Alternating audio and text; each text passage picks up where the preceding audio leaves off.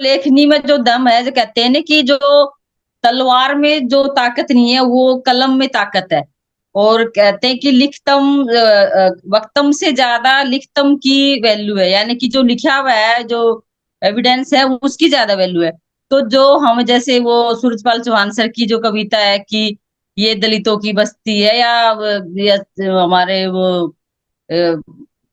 ओम प्रकाश वाल्मीकि, या एक और सांबरिया साहब हमारे यहाँ से हरियाणा से भी हैं कि दो राइटर। तो मतलब कुल मिला के ये है कि पूरे भारत से जो समण राइटर है, उनकी वजह से ही थोड़ा बहुत जो साहित्य हमारे सामने आया है। और उनकी निडरता से ही, अगर मान लो हम खुल के नहीं लिखेंगे तो समझ लो हम उसके जो प्रेजेंट में कोई भी सरकार है जिस टाइम का वो राइटर है, यानी कि उसके हम एक की गुलाम है, जो आज की जो प्रक्रिया चल रही है उसी के तहत। अगर वो खुल के लिखता है तो वही सच्चे अर्थों में राइटर है, वही सच्चे अर्थों में पत्रकार है, वही सच्चे अर्थों में यूट्यूबर है, जो रियलिटी की ग्राउंड की बातें दिखाता है। कितनी सारी आज की घटनाएं हैं जो कि सोशल मीडिया पे तैरती रहती हैं, लेकिन मेन मीडिया में नहीं आती, क्योंकि मेन मीडिया का जो है वो सरकार के तंत्र के उसमें तात्व में होता है। तो मेन जो चीजें हैं कि हम कैसे उसकी भूमिका निभाए, तो हमारे को चाहे भला एक एक स्थिति के बाद आपको अपनी जान की भी परवाह मतलब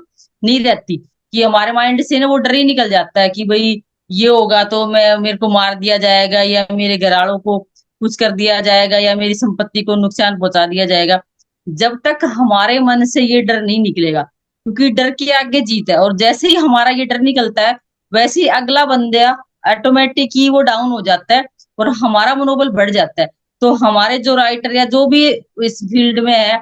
पत्रकारिता में या किसी भी उसमें है, जो जो अच्छा लिख पाते हैं या जो रियलिटी का लिख पाते हैं, तो उसी से हमारे को जो जानकारी मिली है, उसी की वजह से ही जो समण संस्कृति थोड़ी बहुत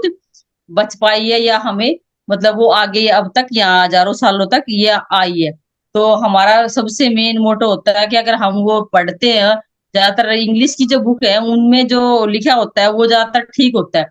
क्योंकि जब ट्रांसलेशन किसी लैंग्वेज में करते हैं तो उसका जो भाव है वो बदल जाता है, या कई बार वो जो ट्रांसलेटर है वो भी उसका गलत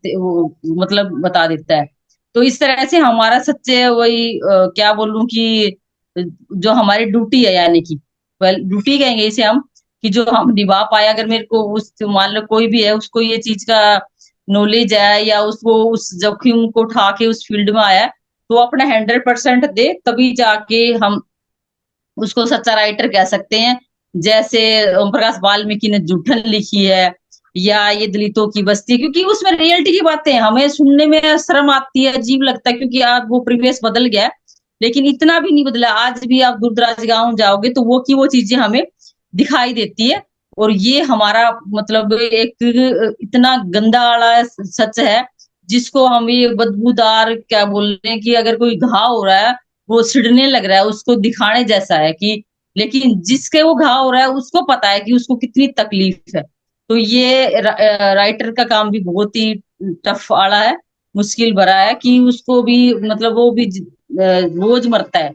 काम करते हुए, रोज मरता है कि मतलब वो सूली वो कांटों पे चलने जैसा काम है। अगर कोई भी लाइन गलत लिख दी तो कोई भी उसका अपोज करता है, या मीडिया में आ जाता है, या जो